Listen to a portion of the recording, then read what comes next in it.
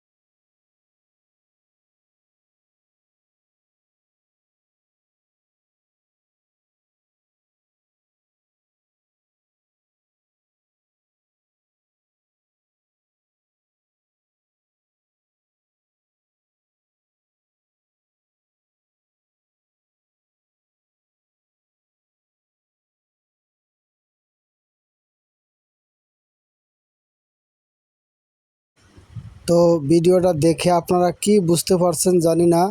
তো কমেন্টে মতামত জানাবেন, আর এই ভিডিওটা শেয়ার করে দিবেন, যাতে অন্য অন্য লোক দেখলে ভিডিওটা এরকম যেন সতর্ক থাকে, বা কি আশা কি বিষয় এটা তো আপনারাই বোঝেন। ভিডিওটা একটু শেয়ার করে দিবেন, যাতে অন্য দেখে বুঝতে পারে। তো ভিডিওটা লাগলে